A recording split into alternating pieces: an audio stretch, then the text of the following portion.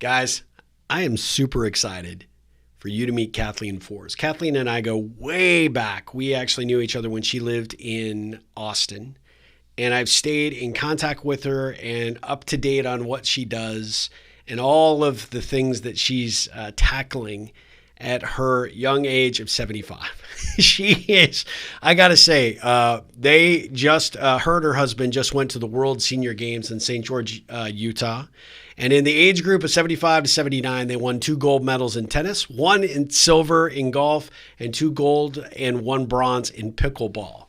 She is a character. She is someone that is really leaning into life, and she is such a unique and interesting personality. I've really been impressed by just how engaged she is for what she does and how committed she is to helping people with health-related issues really get past that. So she is a behavior change expert, mental health and wellness coach, and an intuitive. You can learn more about Kathleen at her website, Kathleen Fors, FORS.com. That's Kathleen, KATHLEEN, Fors, FORS.com. But the thing that she talks about is stop feeling bad and start feeling good. She's got a system and an approach and a coaching methodology that I think will totally blow you away. I'm sure we're going to talk about that. A new book that's coming out, and so much more. So I can't wait for you to meet Kathleen. So let's go ahead and dive right in.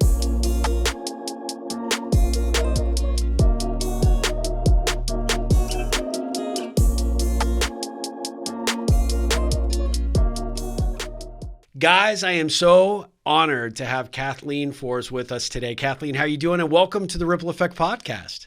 I'm doing great, and thank you for the invitation. I am so excited. I am honored by our friendship. We've known each other for a long time, but we haven't talked all that much since you moved to Colorado, which, I mean, I'm really envious that you're living there as opposed to Austin, where it's still hot and it's still humid. Well, it was snowing this morning. Yeah. So what took you to Colorado? I'm curious. Well, in the early 80s, I moved here, and I stayed here for 3 years, skiing and doing other things. Then I moved to Santa Barbara. Yep. But I came back to house sit here for a friend of mine in Aspen, and I reconnected with an old friend. We had stayed in contact, but he had lost his wife a year before. He'd been married for 47 years, and we reconnected, and, we just hit it off because we both love competing in tennis and sports. So that's how I got here, and that's why I'm still here. Yep.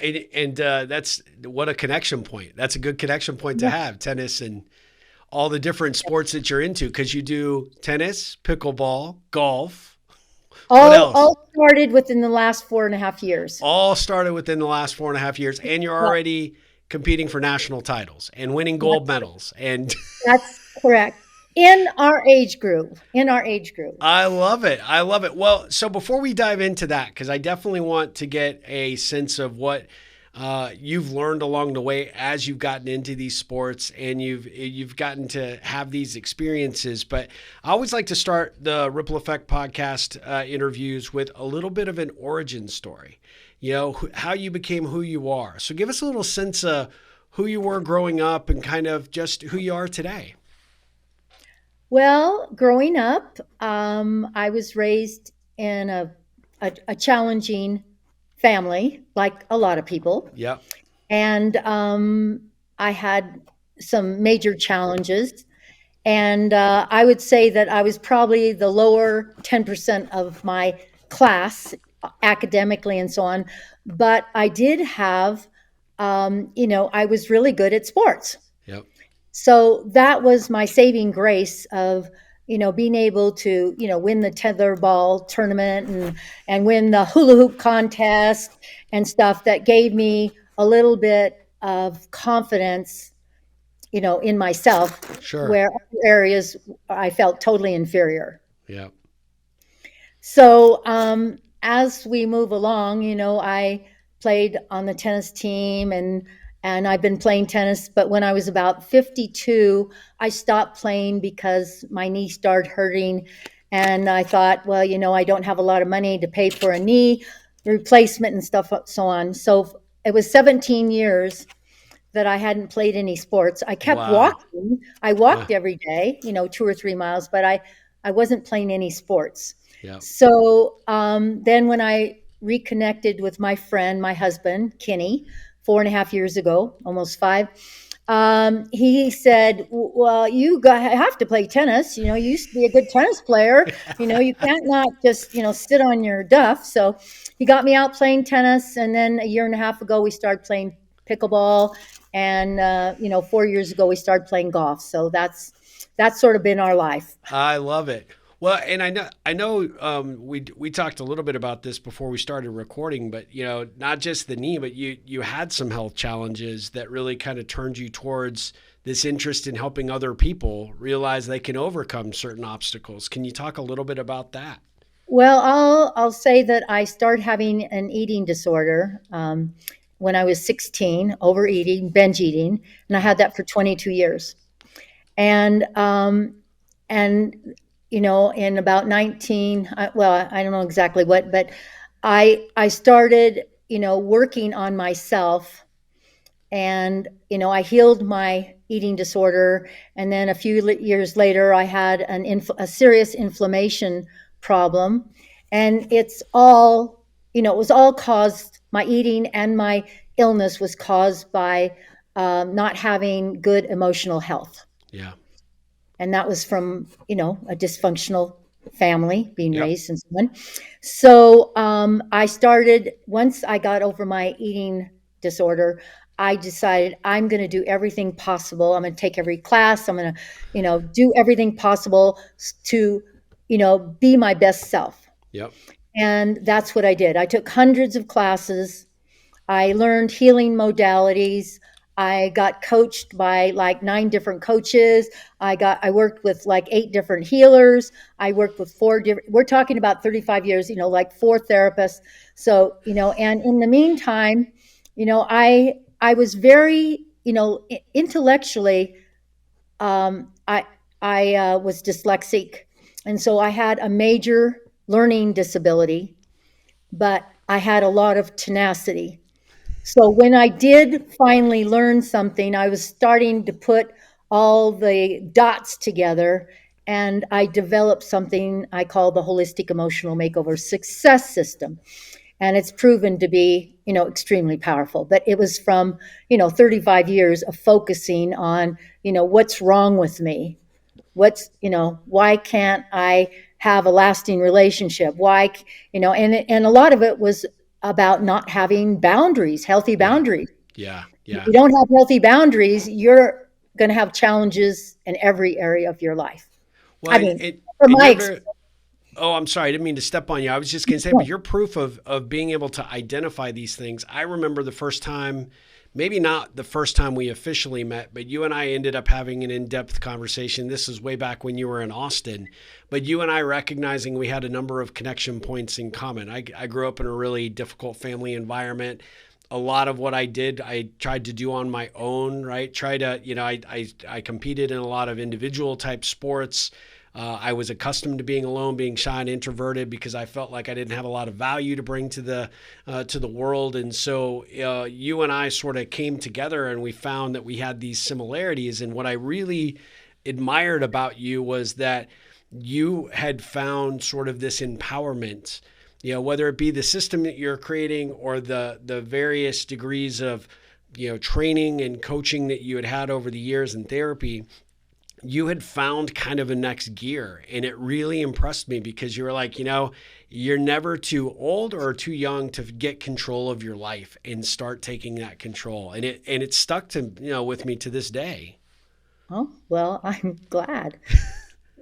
Yeah, yeah, you're very inspiring, and you're very honest about what the challenges were that people often don't talk about, but they need to, and they need to find somebody to talk it over with, whether that be a coach or a therapist, and the importance of really leaning into that because you can use some of the negative and challenging emotions that you experience and turn that into fuel. Absolutely. So, You're what so was correct. it about that in your life, if you can share maybe with our audience that, sort of turned the switch for you. I mean, what was it that helped you go down this path and realize, yep, okay, I'm going to overcome these things, but I also then have this deep desire to help other people? Well, I was learning so much doing all the things that I did. I thought, well, why couldn't I help other people? Mm-hmm. They're gone through the same kinds of challenges that I have. And so I think, I was my first job was being a PE teacher. And in those days, 50 years ago, we had to coach, coach a sport. And the apple doesn't fall too far from the tree. And I had a mother that was very uh, controlling, Yeah, domineering, and got angry easily. So, even though I hated that about her, I still had some controlling, characteristics about myself. sure, And sure. I failed miserably as a coach. As a teacher, I did great, but something about coaching, the athletes challenged me and so on. But anyway, so taking all these classes and so on, getting all this information, you know, I I was like determined to solve the riddle of why people would suffer and why they would sabotage themselves. And I feel like I solved it. Yeah.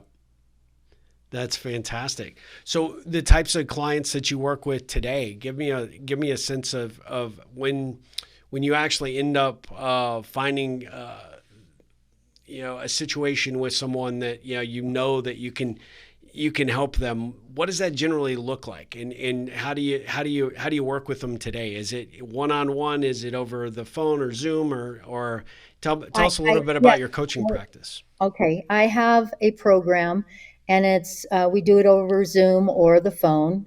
Zoom is nice because I can see their Yeah. expression and so on. But I have all different types of people, and some of the people are come from very emotional, healthy homes, Hmm. but they had one traumatic incident that has, colored the rest of their life. Yeah. And sometimes they go to therapy, and I get a lot of clients who've gone to therapy for many years or tried a lot of different things and it didn't work. So my approach is digging around and finding out what traumatic things or incidents that a person has, because when somebody has a traumatic incident, they develop a whole bunch of limiting, sabotaging beliefs, and that's part of their belief system, and they can have it forever. And so, like one professional that I'm working with right now, she said my home life was perfect. I have a close relationship with my parents. They're loving, caring, and that she went on and on and on. But one incident that she had made her feel like she wasn't important, that there was something wrong with her, that all these things that has affected every area of her life. So that's just one example. Yeah. Another gal, she said, "Oh, my mother was really close." Well, she didn't even know a certain incident when I finally was able to find out about it. She didn't know that that was abusive, Mm. and had caused her a lot of problems all her life. So Yeah. Well, like you said, a lot of times it's these situations, and we're as human beings, we're really good at sweeping things under the rug, right? So there are things that we probably need to take out and look at, and we often don't do it because when we're doing it by ourselves, it's very scary and emotionally trying. But when you have someone like yourself that's in your corner that can help you bring it out and actually look at it from all sides and really be able to quantify it to a certain degree. And like you said, even if it is a traumatic situation, the scarring and the way that it continues to impact some of the decisions and some of the ways that we work even on our own relationships to this day, when you're able to kind of uncover those things, it has to be life changing to your clients. It is. It is. So, what is it about the work that you do with the clients that you have today? I mean, you show no signs of slowing down. If you're not working, you're out winning some gold medal somewhere. What is it that keeps you energized, but not only just in your work, but in enthusiastic, to keep looking for new goals to achieve, athletically and otherwise. Well, athletically, that's always been important to me, and I'm so happy to be competing again. So I have goals, and I have a saying, every day is a training day. So every day, I do something, either ride my bike, take a walk, a long walk, play pickleball, or, do something. Yeah. So, our talk is about how being youthful and so on. One of the things is staying active, Yes. and staying active is super healthy, super energizing. And the next thing that it's really critical is having a purpose. Having your work be your purpose. Yeah. And I was I had tenacity for 35 or 40 years to heal myself. Yeah. And so now that I have the magic, answer to things, like, yeah, I want to share it with other people. And, I'm right in the middle of developing an online training. So healers, coaches, and therapists can go through and learn these simple things that can get, really fast results for their clients. Oh, that's So excellent. I'm excited about life, and, age is just a number. I love it. I mean, and people sometimes, don't you feel old? No, I feel as young as I did when I was, 30 or 40 or whatever. I So love it. no, I don't feel old. So I know that putting that focus on, getting and staying active is really near and dear to your heart. But what are the other suggestions that you have for someone who's out there? It's like inspired by that, but what are the other elements that you want them to look at relative to their health? Okay. So I think the number one thing is your mindset. And your mindset is your belief programming. So, as I mentioned before, the binary system, you're either on or off for empowering beliefs or sabotaging beliefs. So you want to be on for, I feel youthful, I act youthful, I have the energy of a youthful person. You want to be on for those things. Sure. And you want to be off for exercise is too hard, it's boring, you get sweaty, I don't have time for it, Yeah. and things like that. So your mindset, and the mindset of I deserve to be healthy Yes. and worthy of being healthy, all those things. Something could happen, in elementary school when you were the last one picked on a team or something, and you say, I hate sports, I hate exercising, and I'm gonna flourish in the intellectual part, but I'm gonna ignore my body and so on.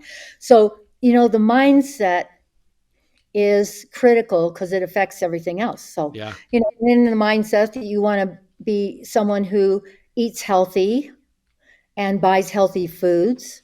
And, when you know how to eat healthy and so on, go to the farmer's market or whatever and buy organic foods and so on like that. And, you can eat a lot of food and be totally satisfied with a delicious salad or, saute mushrooms on, whatever. I mean, so you need to eat healthy, Yes. and you need to, stay at your optimal weight. Yeah. And what I've found with, some a lot of people is I do muscle checking when I work with my clients. And one of the first things I muscle check for it, if they want to lose weight, I muscle check it's safe to weigh my optimal weight. And I, sometimes get a no. Yeah. And so then we start digging around, and maybe they had an incident, where they were sexually attacked or something happened and that they need this weight for protection. Mm. So there's, so eating healthy, weighing your optimal weight. I think as people get older, they have a tendency to gain weight. And I Yeah. think that makes people look older. It slows them down. It's more a hardship on all of their organs when they're carrying an extra 30 or 40 pounds or 50 pounds or whatever. So, and to be healthy, you want to get adequate sleep. I took a few notes here. That's Sure, what I'm really. sure, sure. Yeah. So, and you don't want to have a lot of stress in your life. Yeah. You want to feel calm and relaxed and not have a lot of problems. I think stress, you know, you know, stress when it's continuous can be extremely harmful and cause all sorts of problems. And I don't want to talk more about that because I don't want people to think, "Oh, I'm stressed, I'm going to get sick now or something." But, and having a good support system, so when you have a problem, you can bounce things off of people or have a coach or a healer, such as myself, to go to and say, "Hey, I've got this problem." And then, doing work that you love, that's energizing. I mean, you're on fire. You know, you talk about you're on fire. And to be able to laugh. I had an aunt who passed away at 92. She was a cocktail waitress in her early 40s because her husband died. Mm. But she could tell jokes. And every time she'd go around to a table, to see if anybody needed another drink or a refresh on their drink or whatever, Yeah. she would tell a joke and everybody would be laughing. And, everybody, when they came into the bar, restaurant, they would come to her table. So it was always packed, but she always was laughing. Now, Uh, she drank. She smoked continuously from the time she was 18 until she died. I saw her a few years before she died and she was smoking. And I said, you know, is it really good to be smoking? She says, "Oh, I don't inhale." And then she'd tell a joke. And she was always making people laugh. yep. So, and I know It's a there's lots of gift. stories. I know there's lots of stories of people being sick and having cancer and then watching funny, shows and so on. And when I was young, I really did not know how to laugh. Yeah. It's so refreshing and so much fun to laugh now. So, and make sure you have mental health and you've cleared all the sabotaging beliefs from any childhood trauma you have. And so those are the things that you want to have to be healthy and feel good about yourself and about your life and about your work. And it's not about money. I was homeless twice, Oh, and I wasn't under the bridge or anything, right. but I did, dog sitting, house sitting, and so on. And I went to Maui for 3 weeks, and I wasn't miserable. I didn't feel bad about myself. It was just that I was not going to give up on finding the secret key to unlocking, people who have problems. Yeah. Yeah. And it's basically about your belief programming. Yeah. Yeah. I Why do mean, you think people struggle to look into what their belief programming is? Is it just it's a culture thing? We're not really guided and directed to that, and we don't ask enough deep questions, or is it based in fear? I think it's based in fear. And I think a small percentage of the population seek answers. And I don't want to tear down, mainstream therapy, Sure.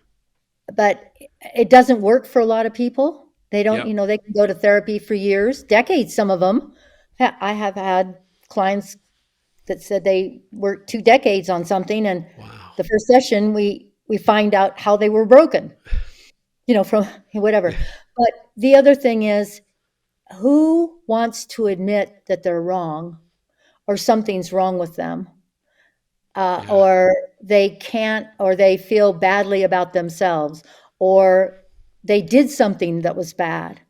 So, it's easier to sweep it under the rug. Yeah. And I feel like, I think one of the main things in healing is you must be able to feel your emotions and learn how to process them. And that's one of the first things I teach my clients. In fact, I have a special report on my website that outlines what you should do.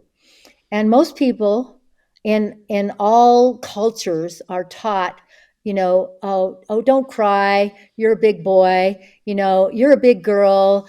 Don't be a sissy. Don't cry, and all this kind of stuff. And we are trained. We're all trained to stuff down our emotions. Yeah. And there's a book out, emotions not recognized or acknowledged buried alive, and they're in Mm, your system, and they can cause you to be reactive yeah. and have all sorts of problems. So there's certain things that are very critical to every person's mental and emotional health that they should have, and it's not really taught in mainstream healing. Yeah. I even went to a eating disorder meeting one time in Houston, and I was shocked what they were talking about.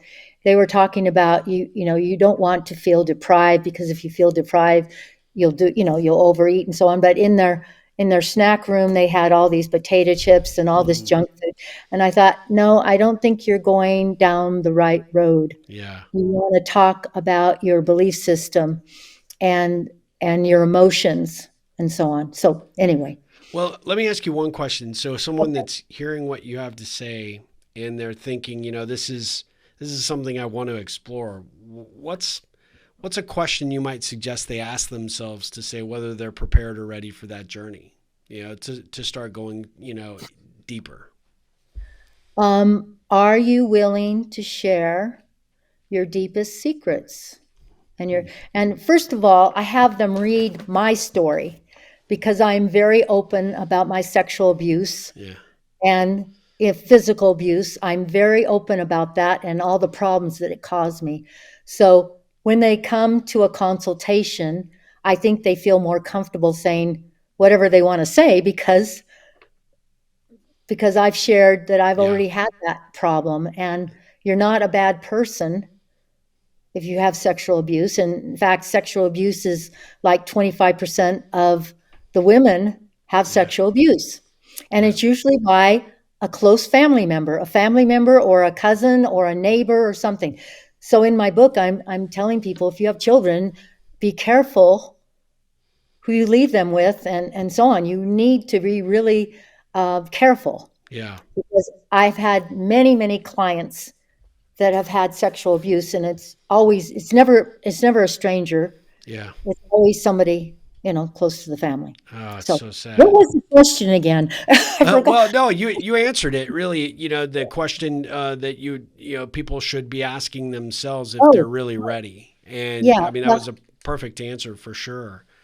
Well, Tell, one of the things is, if they are willing, and like, one of the first things that I check for is that it's safe for me to see, know, and understand the dynamics of my family life, and to know the truth about my parents. mm, And that is often a no, because what child at 5 years old or 8 or 10 years old wants to see the monster in their parents? They love yeah. their parents. They want attention and affection from their parents. They don't want to see the awful things about their Yeah. parents. So that's part of it. Yeah. Absolutely.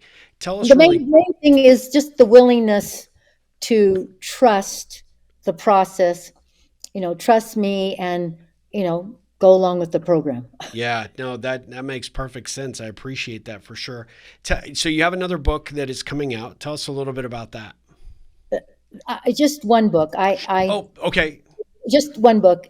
It's going to be out by January 1st, and the name of it is Introducing the Holistic Emotional Makeover Success System. Okay. And in the book, I talk about my trauma and all the problems I had. Every man I picked was unavailable, and then would break up with me and dump me. So there was lots of heartache, and all the classes and all the work I did. And then it just talks about, my new system that I've developed, that, my clients, when I have a consultation, we list 10 goals that they'd like to have in 12 sessions. And most of the time they reach them, Yeah. which is pretty amazing. That's And I fantastic. talk about my satisfaction guarantee and other things. But anyway, Yeah. So, and that book's coming out in January of very, 2024. yes, uh-huh. Well, And congratulations. I'm That's not I'm not a writer, but it's interesting that I could barely read in junior high and high school. I could barely comprehend. I couldn't write, but all the jobs I've had, and every year you read more and you write more, and I can finally write a sentence. And so it's this book is not going to be it's it's just informative, telling people they're not alone, yeah. and Yeah. that their problem, that there's a lot of people that come to me have been seeking, they've been looking and searching for answers, and they haven't got it. So anyway, that's That's that's part of that's the one-on-one, and then that's the training. I want to help other people, because when I'm 80, I don't I don't work full-time now. It's very part-time. yeah. And my husband needs me. I got married for the first time at 71. So we've been uh, married for 4.5 years now. that congratulations. That's Thank fantastic. you. Well, again, congratulations on everything that you have going on with the athletic accomplishments, the book, the marriage.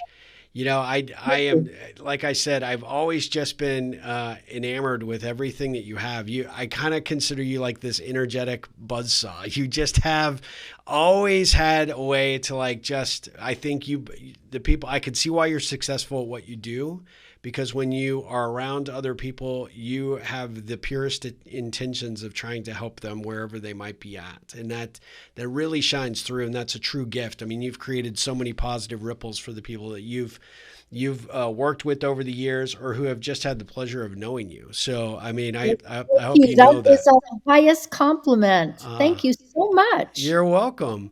I Well, just want to so say one more thing, yeah, since we're on this, is that, pickleball is on fire right now. yeah, And I think it's great for, at any age you can get involved with pickleball. But yeah, first of all, you might want to start, walking for a half an hour a day and stretching before you just get out on the court and start jumping around and possibly injure yourself. yeah.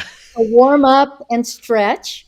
And pickleball, I mean, there's so many people that are not athletic playing. Oh yeah, And yeah, they're laughing out there. They're meeting new people. They're just having a blast. They're getting vitamin D. They're getting exercise, and even keeping the score. I feel like my memory's a little bit better. yep. I've heard Yeah. that for So, sure. so there's a lot of benefits, and it doesn't Absolutely. cost anything. It's not like golf that costs $75 a round. All you have to Yeah. do is paddle and have some shoes, and You're off to the go and races. join a club. Yeah, absolutely. I saw that most recently. My son took me to a pickleball facility when I was visiting him, and the sense of community that was there, and just Mhm, the people creating positive ripples amongst each other, right? mhm. People come out there for the enjoyment of the game, but they're there all doing something, and you didn't see anybody taking it too serious. Everybody Mhm. seemed to be enjoying it at a level that you don't generally see in sports, right? So it is a Well, fun if you want to be experience. competitive, you can. Yep. But if you just want to go out there and play with people who are beginners, you can do that too. My friend Neil, who will no doubt listen to this podcast and who's also part of our Ripple community, had a stroke, and pickleball is what has brought him back into Wow. competitive athleticism. And he Wonderful. really has credited pickleball and what he has experienced just in getting out there with a big jump in helping him regain a lot of his physical prowess. Wonderful. So Great. yeah, so he'll love this. He'll love this interview for sure. So Okay. I always like to finish these off, Kathleen, with a few Ripple connection questions. Are you game? Okay. All Bring it right. on. Nothing that'll be gotchas, I promise you. Oh, But okay. how you've had some challenges in your life, and so what have you learned from failure that sort of drives you today? Everything about failure drove me. Everything. you know, deeply wanting a relationship, and I kept failing. I read books, I took classes. It drove me, yeah, it drove me. And I don't know what. I don't know if it was a past life thing or what, but there's something in me that I tried to give up several times. Coaching. I mean, like I was house sitting and moving around because I was still in classes, or I always had one or two clients and stuff. But, I had constant failure most of my life. And I'm happy to say that it's completely reversed now.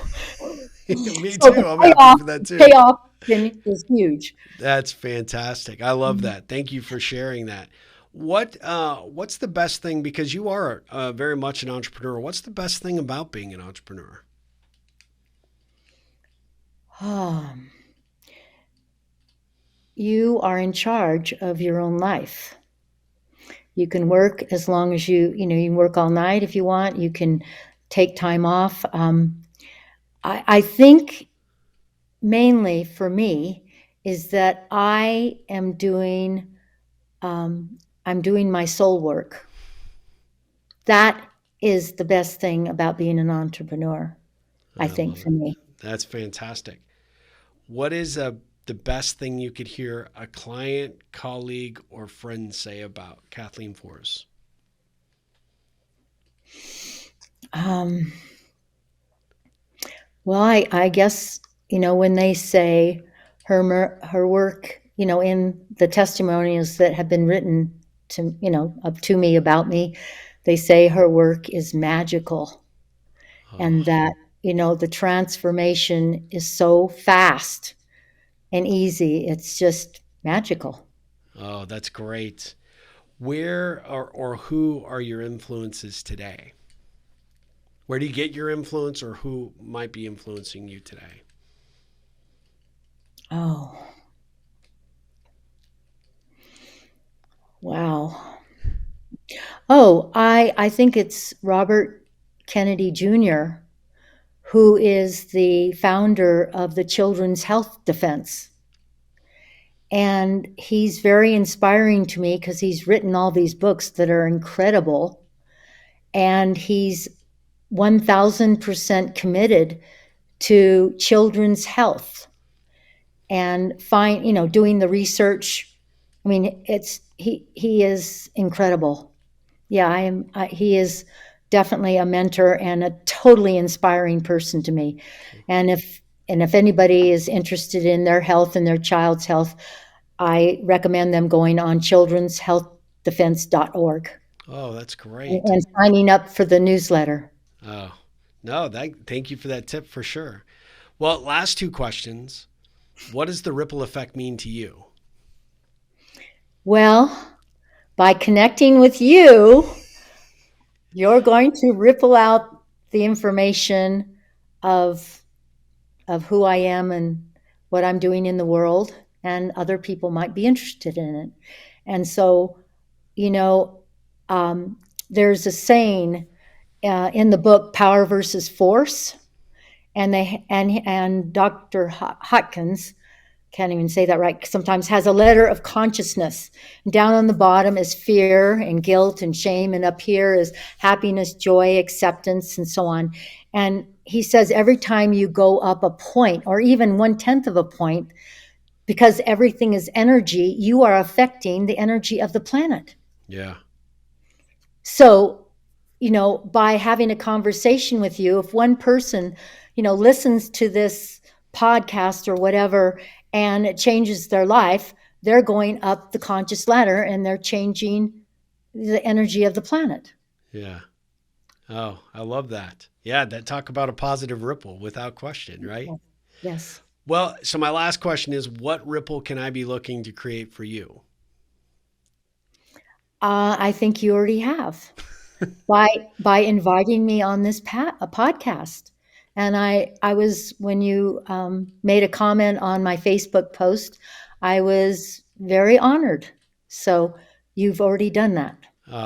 Well, I will continue to do it because I think you are amazing at every level. And I am so, just thoroughly impressed with your attitude about life, taking control of your health and wellness, and being a really good example for people out there that you can do things at any age. And so my hat's off to you. You are a very, very, I already knew this because I knew you before, but you are very impressive on every level. And I'm so grateful for our friendship. Thank you. I never thought of myself as being impressive. So thank you. That's a very high compliment. You are welcome, but it's 100% true. And I am so grateful that you came on to the Ripple Effect podcast. And guys, we will be back again with another episode of the Ripple Effect podcast very soon. But until then, Kathleen, ripple on. Okay, great. Thank you so much. See ya. Okay, bye-bye.